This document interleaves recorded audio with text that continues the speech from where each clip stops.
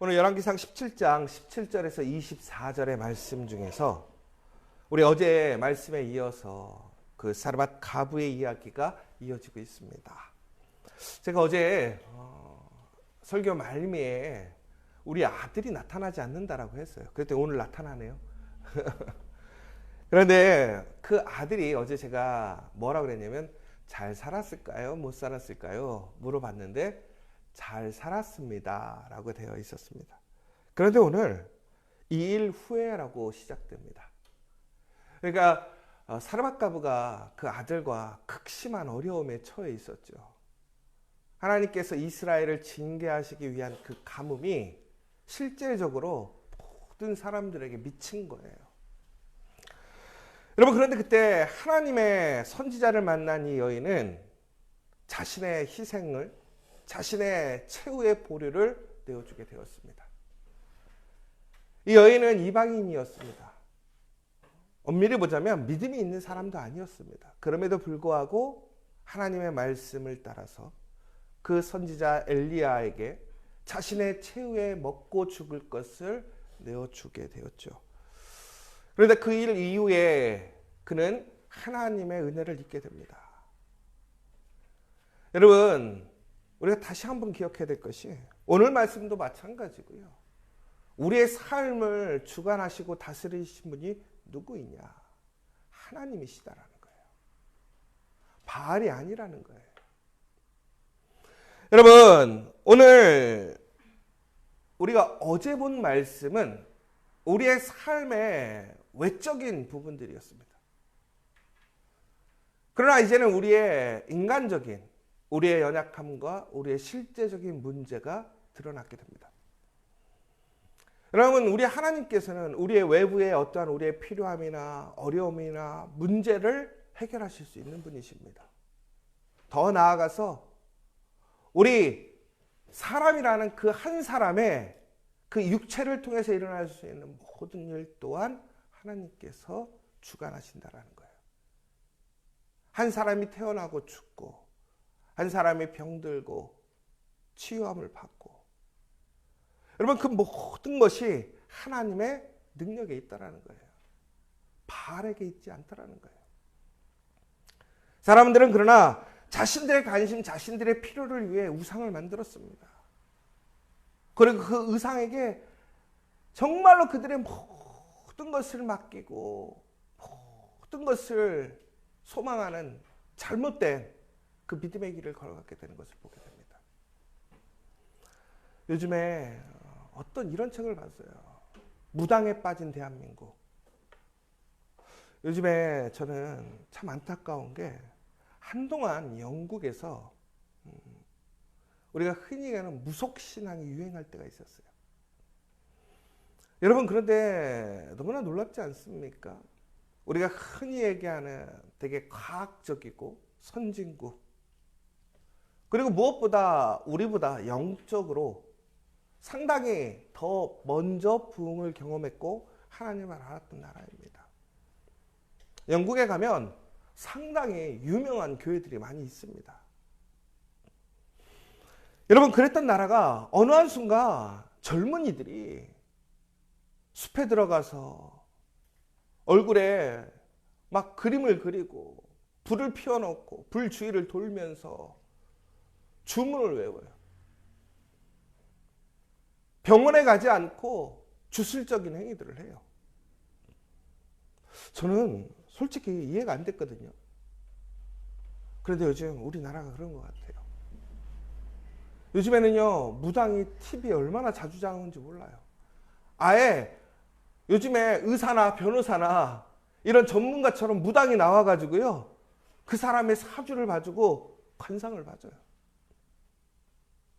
그러면서 사람들은 얼마나 그것에 좌지우지되고 그것을 믿는지 몰라요.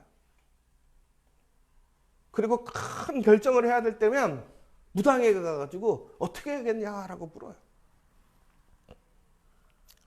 여러분, 우리 시대가 지금 이런 시대예요. 그래서 어떤 책의 제목에 보니까 무당 엄마, 목사 아들 이렇게 나오더라고요. 여러분, 어떤 시대를 딱 한정 짓지 않더라도요, 우리는 항상 우리 안에 우상이 있어요. 내 소망, 내 바람. 그런데 그것이 하나님의 말씀의 길이 아닌 세상의 길, 나의 욕심, 나의 방법으로 그것을 이루려고 하다 보니까 그것을 의지하게 되고 믿게 되고 그것에 대한 무엇인가 특별한 능력이 있을 거라고 믿게 되는 거예요. 그런데 오늘 하나님은 분명히 얘기하시는 거예요. 진짜 하나님은 하나님밖에 없다라는 거예요. 우리가 만든 우상은 나보다도 못한 거예요. 성경에서 우상에 대해서 이렇게 얘기하잖아요. 하나님이 만드신 피조물인 우리가 인간이 만든 피조물에게 경배하는 게 말이 되냐라는 거예요. 여러분, 어떤 것도 창조자보다 뛰어날 수 없습니다. 요즘 AI가 막 대단하다, 이제 위협이 올 거다 그러지만, 여러분, 그럼에도 불구하고 그것을 창조한 사람은 그것을 다스릴 힘이 있어요. 여러분, 그런데 오늘 이렇게 하나님이 정말 하나님이심을 고백했던 이방 여인에게, 죽으려고 했던 이방 여인에게 희망을 주고 소망을 주고 하나님의 은혜를 주었습니다. 그런데 오늘 그 여인의 아들이 병들었습니다. 그리고 죽게 되었습니다. 그러니까 어제의 사건과 오늘의 사건은 다른 개념이에요. 여러분, 왜 그러냐면 어제는 하나님께서 이스라엘을 심판하시는 그 심판의 테두리 안에 그 여인이 들어가 있었던 거고, 오늘은 이 여인의 삶의 일상적인 삶의 문제를 경험하게 되는 거예요. 여러분, 다시 얘기하자면 우리의 삶을 자세히 좀 쳐다보면요, 이처럼 우리는 하나님의 말씀을 통해서 하나님의 일들로 인하여 우리의 삶에 고난과 시련이 오기도 합니다. 그러나 또 우리의 그냥 생사의 그러한 삶 속에서 우리는 항상 우리의 연약함과 우리의 운명적인 그러한 고난과 어려움을 경험하기도 하더라는 거예요. 그럼 다시 얘기하자면 우리는 끊임없이 수많은 도전과 고난과 시험을 경험하게 되더라는 거예요. 제가 항상 얘기하잖아요. 여러분, 끊임없는 시험과 문제가 있을 때 우리가 항상 그러잖아요. 아유, 내가 죄가 많아, 내가 죄가 많아, 업보가 많다고 막 그래요. 절대 업보가 아니에요. 여러분, 이것은 우리의 그냥 운명이에요, 운명. 그래서 우리는 그 하나님의 나라에 들어가야 이러한 모든 질병과 고통과 고난을 이제는 경험하지 않게 되는 거예요. 그러나 예수님이 오시는 그날까지는 우리는 이것이 숙명으로, 운명으로 다가오게 되어 있더라는 거예요. 그런데 이 여인이 오늘 가장 소중한 걸 잃어버렸어요. 그 여인이 죽을 때도 아들과 함께 죽으려고 그랬어요. 왜 그럽니까? 그 아들이 가장 소중하니까 고난 속에, 고통 속에 남겨두기 싫었던 거예요. 여러분, 일가족들이 비참한 최후를 맞이하고 잘못된 선택을 하는 가정들을 보게 됩니다. 그래서 그 가정들이 보면 꼭 아이들을 같이 그런 잘못된 길로 데려가요. 왜 그러냐면 부모의 입장에서 이 아이들을 그런 고통과 그러한 어떤 굴레에 내버려 두는 것이 오히려 그 아이들을 위하는 길이 아니라고 생각하기 때문에 그래요. 그럼 마찬가지로 이 이방 여인도 어제 우리가 말씀을 보았을 때 그 아이와 함께 먹고 죽으려고 했었던 이유는 뭐냐? 그 아이를 끝까지 자신이 그것이 책임져 주는 것이라고 생각했던 것이죠. 그렇게 그의 모든 삶과 죽음을 함께 하고자 했던 아들이 오늘 아파서 죽게 된 거예요. 그런데 오늘 그 여인에겐 어떤 생각이 드냐면 그 아들이 죽은 것이 엘리야 때문이라고 생각하는 거예요. 여러분, 엘리야로 인해서 그 여인은 그 아들과 죽으려고 했는데 살아나게 되었어요. 절망을 경험했지만 소망으로 이어졌어요. 하나님의 사람을 통해서 하나님을 알게 되었고 하나님의 은혜를 경험하게 되었어요. 그런데 오늘 이 여인은 그 하나님 때문에 자신의 가장 소중한 것을 잃어버렸다고 생각해요. 왜 그렇습니까? 엘리야가 자신에게 와서 하나님을 알게 했다라는 거예요. 하나님을 만나게 했다라는 거예요. 그래서 하나님을 만나게 되니까 내가 하나님께 은혜를 받았지만 하나님 앞에 자신이 죄인이라는 것을 알게 된 거예요. 그 죄값으로 결국에는 누가 나의 사랑하는 아들이 죽었다라고 생각을 하는 거예요. 여러분, 우리가 분명히 기억해야 될 사실은 우리가 하나님을 만나면 우리는 어떠한 죄도 숨길 수 없습니다. 그러면 하나님은 그것을 심판하시게 오시는 것입니까? 아니에요. 그 죄 가운데서 우리의 죄를 씻어주시고 우리를 죽음에서 생명으로 이끄시기 위해 우리를 만나러 오시는 것이지, 우리를 징계하고 심판하고 우리를 죽이기 위해 오시는 분이 아니라는 거예요. 그러면 우리는 하나님을 피해가야 될 것이 아니라 하나님과 만나야 한다는 거예요. 그러나 이 여인은 오늘 잘못된 생각이에요. 자신의 죄가 생각나는 거예요. 드러났다고 생각하는 거예요. 하나님을 만나지 말았어야 되는데 하나님을 만나서 오히려 자신의 죄와 문제가 드러나서 자신의 아들이 고난을 당한다고 생각하는 거예요. 여러분, 우리가 그런 사람들을 가끔 보게 돼요. 나는 죄가 너무 많아서 교회 다닐 수 없대요. 나는 너무 악하고 나는 잘못된 사람이어서 교회 갈 수 없대요. 그러니까 교회 가야 되는 거예요. 예수님 만나야 되는 거예요. 여러분, 오늘 그럼에도 불구하고 오늘 이 여인은 그것을 엘리야에게 한탄하는 거예요. 여러분들은 무엇인가 문제가 되고 어려울 때 여러분들은 어떻게 행동하십니까? 여러분의 그 문제를 여러분들은 누군가의 탓하고 불평하는 것에 끝나버리지 않습니까? 당신 때문이야. 내가 당신만 만나지 않았어도 되는데 교회 때문이야. 여러분, 그런데 오히려 그 믿음의 사람과 함께하고 있다는 것, 그 믿음의 자리에 있다는 것은 우리가 잃어버린 그 은혜를 다시 더 깊은 은혜를 경험할 수 있는 기회의 시간인 것을 기억하시기 바랍니다. 오늘 이 여인은 하나님의 은혜를 잃어버렸습니다. 그런데 그 은혜는 잃어버린 것이 아니에요. 하나님은 하나님의 말씀 안에 있는 그 언약 안에 있는 사람들에게는 결코 그 은혜를 빼앗지 않습니다. 오히려 더 큰 은혜를 주심을 기억하시기 바랍니다. 여러분, 하나님의 사람으로 인하여, 하나님의 일로 인하여, 하나님의 그 놀라운 섭리 가운데 있음으로 인하여 하나님이 주신 은혜가 위협을 당하거나 어려움을 당하거나 잃어버렸다고 생각하였을 때는 여러분, 하나님께서는 더 큰 은혜를 준비하심을 기억하시는 저와 여러분 되시길 간절히 소망합니다. 여러분, 엘리야에게 가서 그 여인은 부르짖습니다. 왜 나를 이렇게 힘들게 합니까? 엘리야가 얼마나 힘들겠어요? 당황스럽죠. 엘리야, 그런데 그때 반응이 무엇입니까?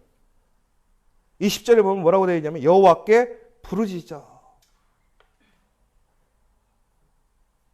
하나님의 선한 일을 하라고 하고 나에게 하나님의 일을 맡긴다고 해서 그 과부를 만나고 해서 그 과부에 한 줌밖에 남아있지 않은 음식도 뺏어 먹어가지고 어려움을 당해가지고 그 여인에게 하나님의 은혜를 주셨는데 갑자기 그 아들을 죽게 하시면 어떡합니까? 그런데 그때 이 엘리야는 하나님 앞에 불평하거나 의심하지 않습니다. 어떡합니까? 하나님께 물어요. 여러분, 문제가 있을 때, 근심이 생길 때 해야 할 일이 무엇인 줄 아십니까? 하나님께 부르짖어야 한다는 거예요. 여러분의 생각, 판단이 아니라 하나님께 부르짖어야 한다는 거예요. 거기에 길이 있습니다. 해결책이 있습니다. 하나님의 놀라운 계획이 있습니다. 여러분, 이해되지 않을 때 기도하십시오. 여러분, 혼란스러울 때 기도하십시오. 여러분, 어려움을 당했을 때 기도하십시오. 하나님의 선한 일을 하다가 어려운 일을 당하고 우겨쌈을 당하면 더욱더 기도하시기 바랍니다. 여러분, 그리고 그 엘리야는 그 아들을 데려다가 기도하고 하나님께 또한 부르짖습니다. 그리고 하나님께 그 아이를 살려달라고 간절히 그 문제를 하나님 앞에 맡깁니다. 중국에는 어떻게 됩니까? 그 아들이 살아나는 역사를 보게 돼요. 여러분, 오늘 저는 이 말씀을 보면서 이렇게 생각이 들어요. 오늘 찬송가 365장 보시면요. 오늘 찬송가가 참 은혜로운 찬송가예요. 왜? 마음속에 근심이 있는 사람, 마음속에 근심 없는 사람이 어디 있습니까? 그러나 주 예수 앞에 다 아뢰라는 거예요. 슬픈 마음이 있을 때라도 주 예수께 아뢰고, 기쁨 한숨 쉴 때, 문제가 있을 때, 괴로움과 두려움이 있을 때, 죽음 앞에 겁을 내는 그 순간에서라도 하나님께 아뢰라는 거예요. 부르짖으라는 거예요. 여러분, 그 가운데 놀라운 하나님의 역사와 능력이 있음을 믿으시기 바랍니다. 여러분, 어제 우리 수요일 날 이혁호 목사님이 요한복음 16장 20절에서 24절의 말씀을 나눴어요. 여러분, 진실로 진실로 너희에게 이르노니 너희는 곡하고 애통하겠으나 이것이 우리의 운명이에요. 우리의 삶이에요. 세상은 기뻐하더라는 거예요. 그러나 우리는 그 가운데서 근심합니다. 그러나 하나님께서 어떻게 하시겠다는 거예요. 오히려 그 근심이 뭐가 되게?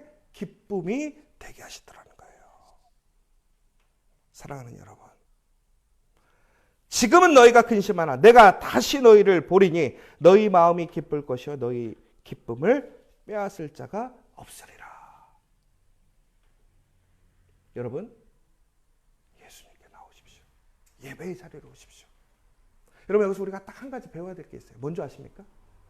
오늘 이 여인이 문제가 생기니까 누구에게 찾아갔습니까? 엘리야에게 찾아갔다라는 거예요. 엘리야는 누구에게 찾아갔습니까? 하나님께 찾아갔다라는 거예요. 여러분, 믿음은 몸으로 하는 거예요. 몸으로. 머리가 아니에요. 여러분, 우리가 문제가 있을 때 여러분 한번 생각해보세요. 어려움이 있을 때 누군가에게 카톡으로 보내요. 나 어려워, 좀 도와줘. 그러면 사람들이 어떻게 입식한다고 그러잖아요. 입식인가? 잊고 씹는 거예요. 안 본 척하는 거예요. 근데 성경에 보면 불의한 재판을 당했던 과부의 여인은 어떻게 했습니까? 재판장의 집에 가고 문을 두드리고 만나는 거예요. 만나서 얘기하는 거예요. 여러분, 정말 문제가 있을 때 어떻게 해야 돼요? 만나야 돼요. 제가 왜 자꾸 예배 현장으로 나오라는 줄 아십니까? 태도의 문제예요. 간절함의 문제예요. 진짜 여러분, 풀어야 될 게 있고 두려운 것이 있으면 하나님께 예배하는 자리로 나오세요. 우리 집에서도 예배드릴 수 있고 우리 일터에서도 예배드릴 수, 다 예배드릴 수 있어요. 그러나 하나님의 거하시는 하나님의 성전, 하나님의 예배의 자리에 나오는 그 태도와 모습, 그 수고와 모습이 하나님의 그 간절함을 나타내는 여러분의 진실한 믿음의 행동이라는 거예요. 바로 그 사람들, 그 부르짖는 사람들에게 대해 어떻게 하는 거예요? 하나님은 응답해 주시더라는 거예요. 오늘 이 시간 여러분, 우리가 이 은혜를 잃어버렸을 때 낭망할 것이 아니에요. 다시 한번 하나님께 부르짖으시고 진실로 진정으로 우리에게 기쁨을 주시는 그것을 아멘으로 응답하여 고백할 수 있는 저와 여러분 되시기를 간절히 소망합니다. 오늘 이 시간 함께 기도했으면 좋겠습니다. 여러분, 오늘 사르밧가브가 입술의 원망이 이제 믿음의 고백으로 바뀌게 됩니다. 진정으로 하나님의 은혜를, 더 풍성한 은혜를 누리게 됩니다. 오히려 시험과 고난은, 환난과 핍박은 우리 안에 더 큰 하나님의 그 신실하심과 하나님 되심과 하나님의 사랑을 증거해주는 통로가 될 것입니다. 여러분, 그러므로 근심하거나 두려워할 것이 아니라 우리는 믿음으로 탐대하게 하나님께 아뢰면 됩니다. 하나님께서 그 모든 것을 아시고 선하게 인도하시고 더 큰 은혜를 주실 줄 믿습니다. 은혜를 잃어버렸다고 끝난 것이 아닙니다. 하나님에게는 더 큰 은혜가 준비되어 있고 더 큰 은혜를 주시려고 준비하고 계심을 믿으시기 바랍니다. 탐대하게 하나님 앞에 나아가고 하나님께 아뢰고 하나님께 부르짖는 가운데 하나님의 놀라운 그 섭리의 능력을, 그 권능의 능력을 행하는 자가 되시고, 무엇보다 그것을 통해 증거할 수 있는 엘리야와 같이 그 문제의 중심에서 하나님과 그 사람들에게 놀라운 그 믿음의 역사의 통로가 될 수 있는 저와 여러분 될 수 있도록 간절히 기도하시고, 오늘 또한 여러분 간절히 기도할 것이 있다면 이 시간 예수 그리스도의 이름으로 구하시기 바랍니다.